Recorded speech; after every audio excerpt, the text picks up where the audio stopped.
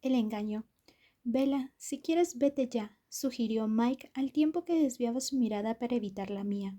Me pregunté cuánto tiempo llevaría comportándose de ese modo sin que yo lo hubiera notado. Era una tarde sin mucha actividad en el local de los Newton.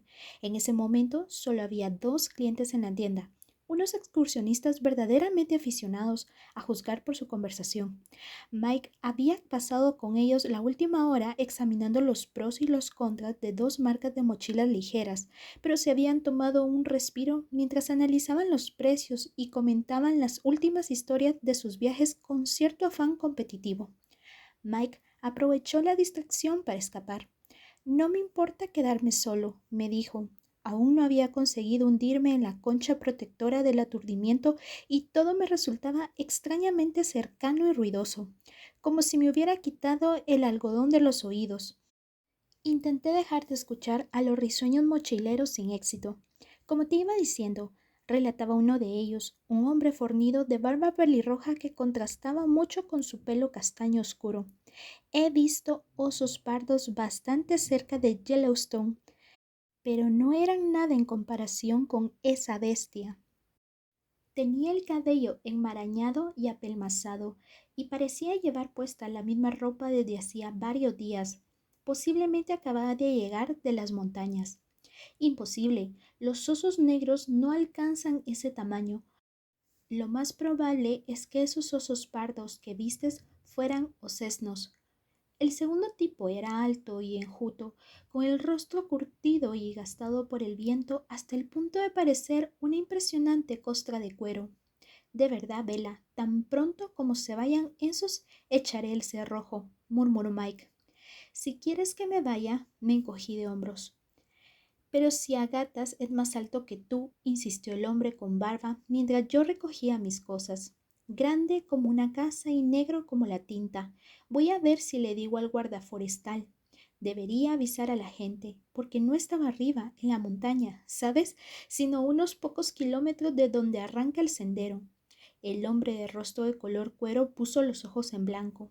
Déjame adivinar. Estabas allí de camino. No has hecho ninguna comida de verdad y has dormido en el suelo más de una semana. ¿Me equivoco? Mike.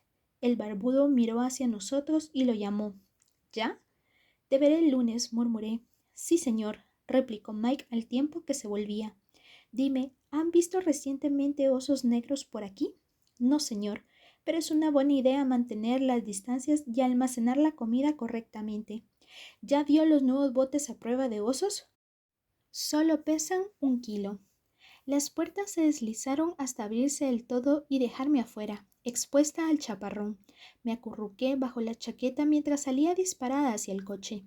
La lluvia que martillaba sobre el toldo sonaba inusualmente fuerte, pero el rugido del motor no tardó en ahogar todo lo demás. No quería volver a la casa vacía. La última noche había sido particularmente espantosa y no tenía ganas de verme de nuevo en el escenario de tanto sufrimiento, ya que aquello no terminaba ni siquiera cuando la pena aminoraba lo suficiente para dejarme dormir. Entonces venían las pesadillas, tal como le había dicho a Jessica después de la película. Siempre había tenido pesadillas, pero ahora las sufría cada noche. No eran pesadillas en general, en plural. En realidad eran siempre la misma pesadilla. Cualquiera hubiera pensado que habría terminado aburriéndome después de tantos meses, que me habría inmunizado, pero el sueño me aterraba siempre y solo terminaba cuando me despertaba entre gritos. Charlie ya no venía para ver qué me ocurría o para asegurarse de que no había ningún intruso estrangulándome ni nada similar. Se había acostumbrado. Es probable que mi pesadilla no hubiera asustado a nadie más. No había nada que saltara y gritara ¡bu!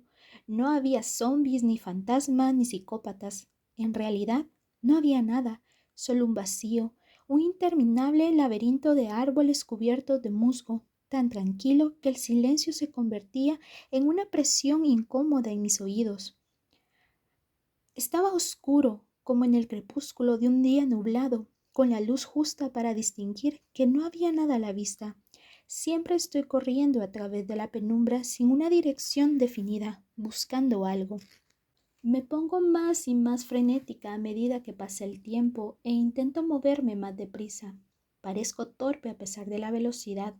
Entonces llegaba aquel punto de mi sueño. Sabía con antelación que iba a llegar a él, pero a pesar de ello no era capaz de despertarme antes. Era ese momento en el que me daba cuenta de que no había nada que buscar, nada que encontrar, que nunca había habido otra cosa que no fuera ese bosque vacío y lóbrego y que nunca habría ninguna otra cosa para mí, nada de nada. Por lo general empezaba a gritar en ese momento. No me fijaba por dónde iba, me limitaba a vagar por las calles vacías y mojadas. Evitaba cualquier camino que pudiera llevarme a casa, pues no tenía ningún otro lugar donde dirigirme. Me hubiera gustado volver a sentirme aturdida, pero no recordaba cómo me las había arreglado para lograrlo. Antes, seguía sin olvidar la pesadilla ni todo aquello que me dañaba. No quería acordarme del bosque, los ojos se me llenaban de lágrimas, incluso aunque diera cabezazos hasta sacarme esas imágenes de la cabeza, y el dolor comenzaba en los bordes del agujero de mi pecho. Retiré una mano del volante y rodé mi torso con el brazo libre para intentar mantenerlo todo unido. Será como si nunca hubiera existido. Las palabras atravesaban mi mente, pero sin la claridad perfecta que había tenido la alucinación del día anterior. Solo eran palabras, sin sonido, como las letras impresas en una página. Solo palabras, aunque rasgaran y mantuvieran el hueco del pecho bien abierto. Me salí bruscamente de la vía principal, en una zona ancha que se abría a mi derecha. Estaba consciente de que no podría conducir en aquel estado de incapacidad. Me encogí, presioné el rostro contra el volante e intenté respirar a pesar de mis pulmones. Me pregunté cuánto más podría durar esto. Quizás algún día, dentro de unos años, si el dolor disminuía hasta el punto de ser soportable, me sentiría capaz de volver la vista atrás, hacia esos pocos meses que siempre consideraría los mejores de mi vida. Y estaba segura de que ese día me sentiría agradecida por todo el tiempo que me había dado, más de lo que yo había podido y más de lo que me merecía. Quizás algún día fuera capaz de verlo de ese modo, pero ¿y qué ocurriría si este agujero no llegaba a cerrarse nunca? ¿Y si las heridas en carne viva jamás se curaban? ¿Y si el daño era permanente, irreversible? Me rodeé el cuerpo con los brazos y apreté con fuerza, como si nunca hubiera existido. Pensé con desesperación. ¿Cómo había sido capaz de hacer una afirmación tan estúpida y tan absurda? Podía haber robado mis fotos y haberse llevado mis regalos, pero aún así nunca podría devolver las cosas al mismo lugar donde habían estado antes de que lo conociera. La evidencia física era la parte más significativa de la ecuación. Yo había cambiado. Mi interior se había alterado hasta el punto de no ser reconocible. Incluso mi exterior parecía distinto. Tenía el rostro cetrino, pálido, a excepción de las ojeras violáceas que las pesadillas habían dejado bajo mis ojos, unos ojos bastante oscuros en contraste con mi piel pálida. Tanto que si yo hubiera sido hermosa y se me mirara desde una cierta distancia, ahora podría pasar por vampiro. Pero yo no era hermosa y probablemente guardaba más parecido con un zombi, como si nunca hubiera existido. Vaya locura. Aquella era una promesa que él no podía mantener, una promesa que se rompió tan pronto como la hizo. Golpeé la cabeza contra el volante mientras intentaba apartar la mente de ese dolor tan intenso. Pensar en todo esto me hizo sentir bastante tonta por haberme preocupado de mantener mi promesa. ¿Dónde estaba la lógica de querer mantener un acuerdo que la otra parte ya había violado? ¿A quién le importaba si yo era estúpida y temeraria? No había razón para evitar la temeridad, ninguna razón por la que yo no debería ser estúpida. Me reí sin ganas para mis adentros, todavía luchando por inhalar aire. La idea de buscar el peligro en Forks me parecía algo con muy poco futuro. Sin embargo, ese estado de ánimo negativo me distrajo y la distracción disminuyó el dolor. Mi respiración mejoró y pude reclinarme contra el respaldo del asiento. Aunque el día estaba frío, tenía la frente perlada de sudor. Me pareció más oportuno concentrarme en el sentimiento de desesperanza en vez de sumergirme en unos recuerdos que eran aún más horribles. Había que ser muy creativo para poner en peligro la vida en una comunidad como Forks, más de lo que yo era, pero me habría gustado hallar alguna vía. Lo más probable es que me sintiera mejor si no respetaba un pacto incumplido de forma unilateral, si al menos yo también fuera capaz de romper la promesa. Pero ¿cómo podría hacerlo en esta pequeña ciudad sin peligros aparentes? Forks nunca había estado tan a salvo como lo estaba ahora, cuando realmente era lo que siempre había parecido ser, segura y aburrida. Miré fijamente a través del parabrisas durante un buen rato, y mis pensamientos se mecieron con lentitud. Parecía que no lograría dirigirlos a ninguna parte. Apagué el motor, que gruñía penosamente después de haber estado en neutral tanto rato, y salté fuera del coche hacia la llovizna. El agua fría se entremezcló con mi pelo y desde allí se deslizó por mis mejillas como lágrimas de agua dulce. Esto me ayudó a aclarar la mente. Me quité el agua de los ojos y continué mirando inexpresivamente hacia la carretera. Reconocí el lugar donde me encontraba al cabo de un minuto de observación. Me había detenido a la mitad de la calle que quedaba al norte de la avenida Russell. Estaba enfrente de la casa de los Cheney y mi coche bloqueaba el acceso a su vivienda. Al otro lado vivían los Marks. Sabía que debía mover el coche y después irme a casa. No estaba bien andar vagabundeando como lo estaba haciendo, absorta y herida, convertida en una amenaza suelta para las calles de Forks. Además, pronto alguien se daría cuenta y se lo contaría a Charlie.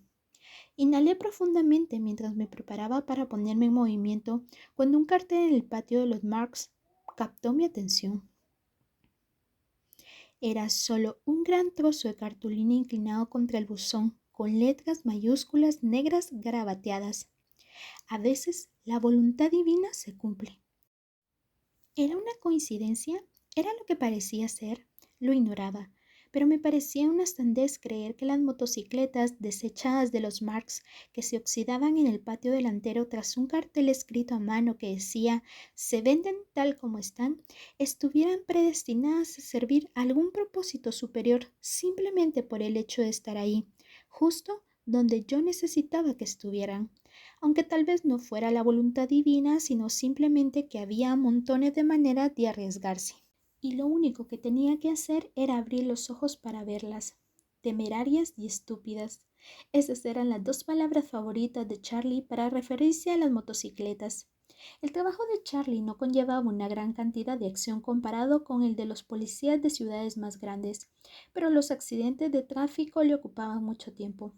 Este tipo de eventos no escaseaban en un lugar donde abundaban largos tramos de autopista mojada que se retorcían y zigzagueaban entre el bosque, acumulando ángulos muertos uno tras otro.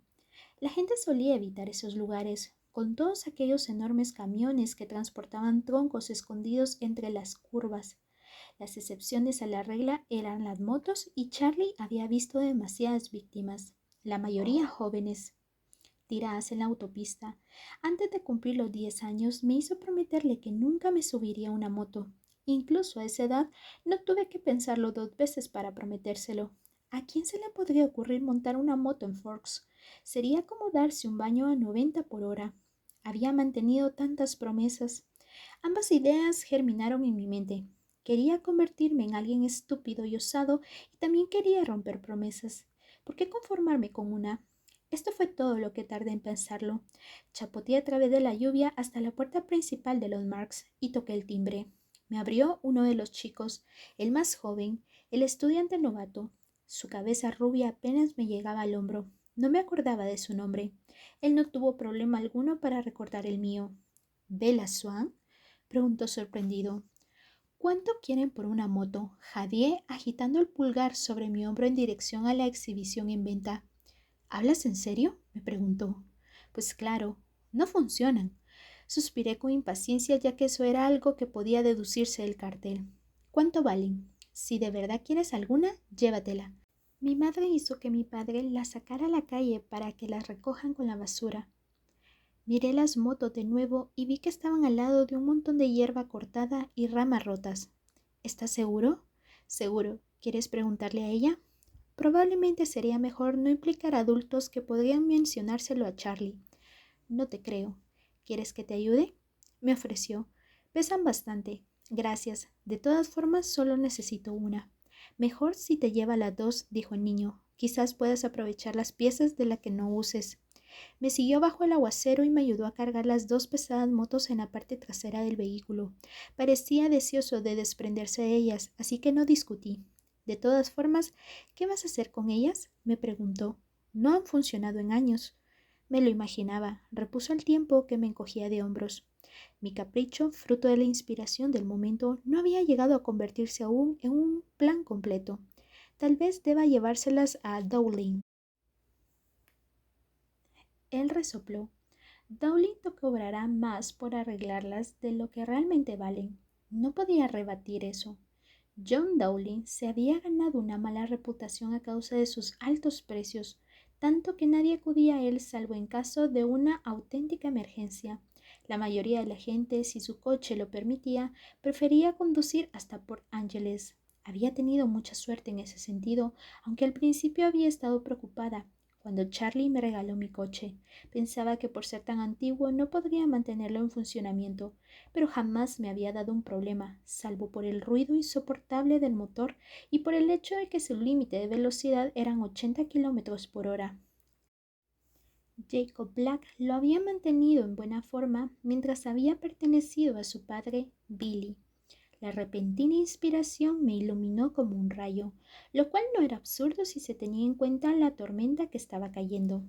¿Sabes qué? No hay problema. Conozco a alguien que reconstruye coches. Ah, bueno, eso es estupendo. Sonrió aliviado. Se despidió agitando la mano sin borrar la sonrisa de los labios mientras yo me marchaba. Era un chico agradable. Regresé deprisa y con determinación, a fin de evitar la remota posibilidad de que Charlie apareciera antes que yo, por si por alguna casualidad altamente improbable saliera más temprano del trabajo. Atravesé rápidamente la casa hasta el teléfono, con las llaves aún en la mano. Con el jefe Swan, por favor, dije cuando su ayudante contestó el teléfono. Soy Bella.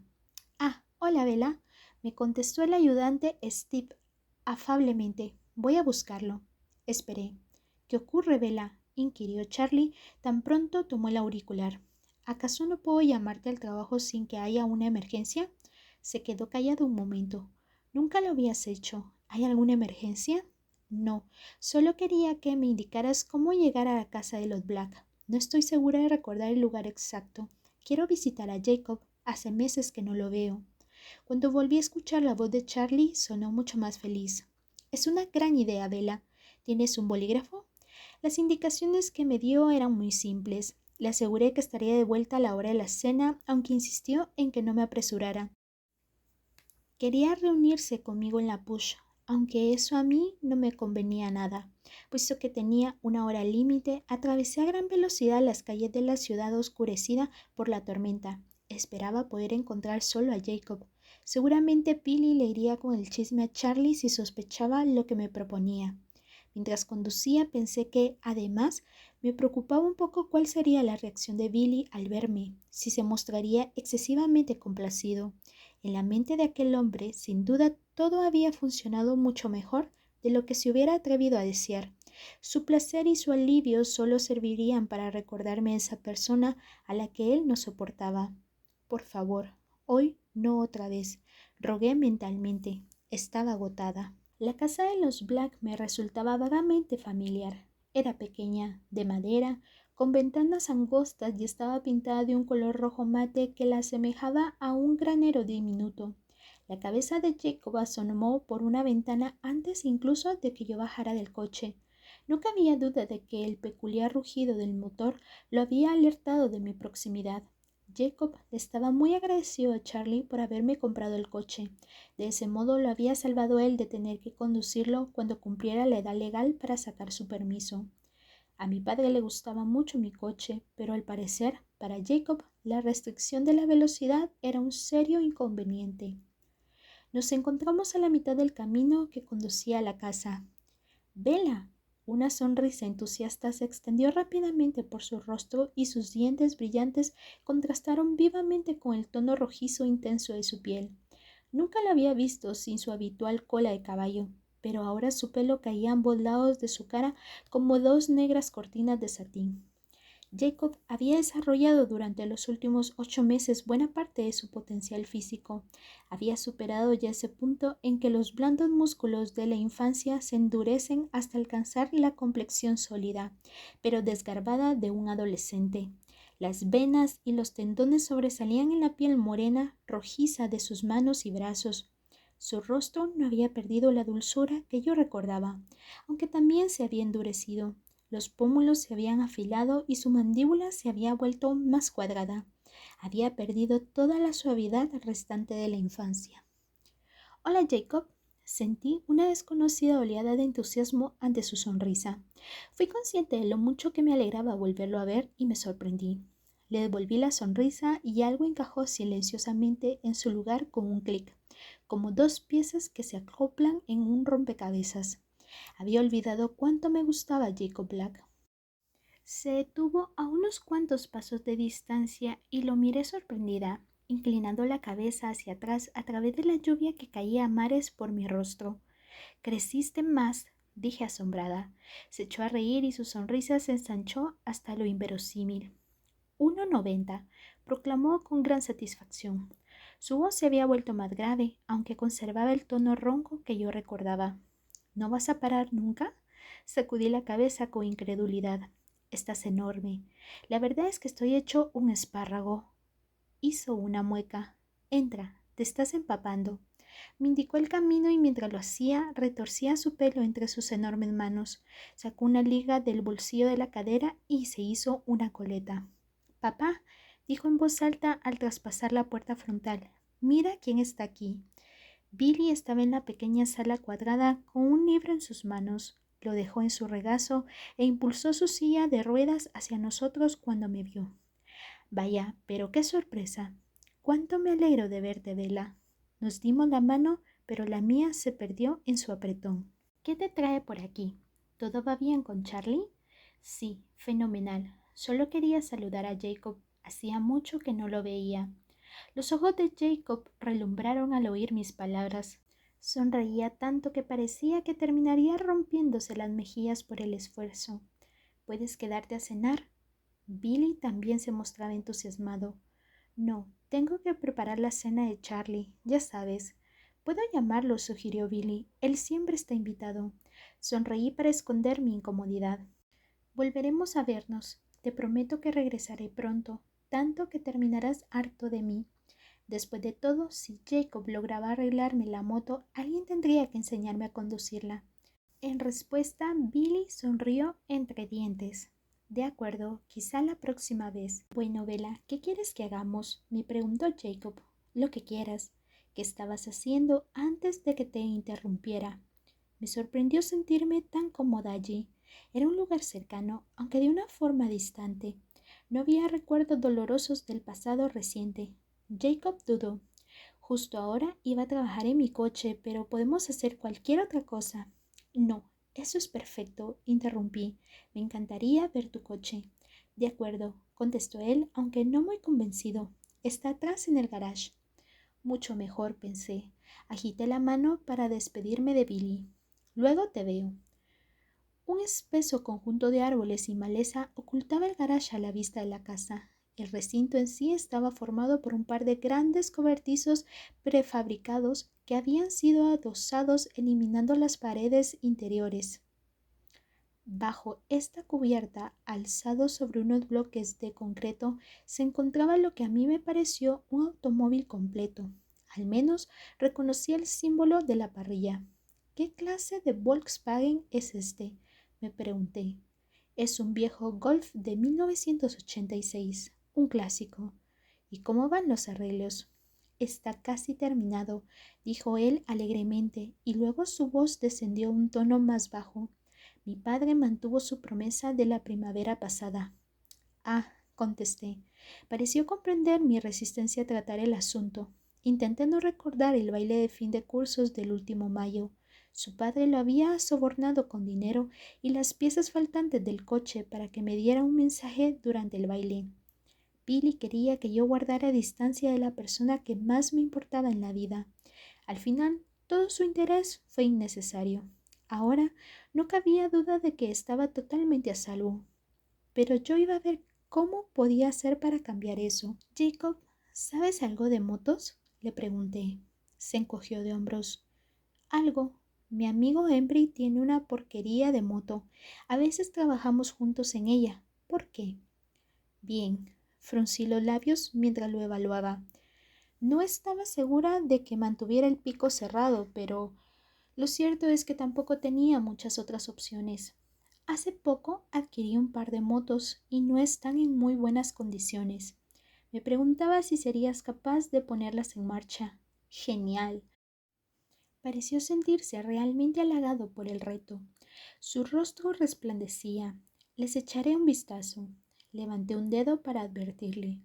La cosa es, le expliqué, que a Charlie no le gustan las motos. Francamente le dará un ataque si se entera de esto, así que no se lo puedes decir a Billy. De acuerdo, está bien, sonrió Jacob. Acepto. Te pagaré, continué. Eso lo ofendió. No, quiero ayudarte. No admitiré que me pagues. Bien, ¿y qué tal si hacemos un trato? Iba improvisando sobre la marcha, aunque me parecía razonable. Yo solamente necesito una moto y también me harán falta unas clases. ¿Qué podemos hacer al respecto? ¿Podría darte la otra moto a cambio de que me enseñes? Genial. Dividió la palabra en 2 sílabas. Espera un minuto. ¿Ya tienes la edad del legal? ¿Cuándo es tu cumpleaños? Te lo perdiste, se burló, entrecerrando los ojos con un cierto resentimiento socarrón. Cumplí 16. No es que la edad te lo haya impedido antes, murmuré. Lamento lo de tu cumpleaños. No te preocupes por eso. También yo olvidé el tuyo. ¿Cuántos cumpliste? ¿40? Resopló con desdén. Casi. Podríamos hacer una fiesta compartida para celebrarlo. Suena como una cita. Sus ojos chispearon ante la palabra. Necesitaba controlar mi entusiasmo para no infundirle una idea equivocada, pero lo cierto es que me resultaba difícil porque hacía mucho tiempo que no me sentía tan ligera y optimista. Quizás cuando terminemos las motos, que serán una especie de autorregalo, añadí. Trato hecho. ¿Cuándo me las traes? Me mordí el labio avergonzada. Las tengo en mi coche, admití. Genial. Parecía decirlo sinceramente. ¿Las verá Billy si las traemos aquí? Me guiñó el ojo. Seremos astutos. Nos acercamos desde el este y caminamos pegados a los árboles cuando quedamos a la vista de la casa, actuando de modo casual, como si estuviéramos de paseo, solo por si acaso. Jacob bajó rápidamente las motos de la plataforma trasera del coche y las llevó una por una a la maleza, donde nos escondimos. Resultó muy fácil, y viéndolo actuar pensé que las motos pesaban mucho más de lo que parecía. No están tan mal, dictaminó Jacob mientras las empujaba hasta ponerlas a cubierto bajo los árboles. Esta tal vez llegue a valer algo cuando la termine. Es una Harley Sprint. Entonces será para ti. ¿Estás segura? Totalmente. Esta otra, sin embargo, va a costar algo de dinero, sentenció mientras torcía el gesto al examinar el metal ennegrecido. Tendremos que ahorrar para comprar algunas piezas. Nosotros no, disentí. Compraré todo lo necesario si tú haces esto sin cobrar. No lo sé, murmuró. Tengo algún dinero ahorrado, ya sabes, mi fondo para la universidad. A la porra la universidad, dije para mis adentros. No había ahorrado bastante para ir a un lugar realmente bueno y además, de todos modos, no tenía intención de irme de Forks. ¿Qué diferencia habría si le daba un pellizco? Jacob se limitó a sentir. Aquello le parecía perfectamente coherente. Me regodía en mi suerte mientras avanzábamos disimuladamente hacia el garage prefabricado. Solo un adolescente hubiera estado de acuerdo en engañar a nuestros respectivos padres para reparar unos vehículos peligrosos con el dinero destinado para mi educación universitaria. Él no había visto nada malo en esto. Jacob era un regalo de los dioses. Espero te haya gustado este capítulo. Si es así, suscríbete, dale me gusta y comparte con tus amigos. Nos vemos en el próximo capítulo. Un beso. Bye.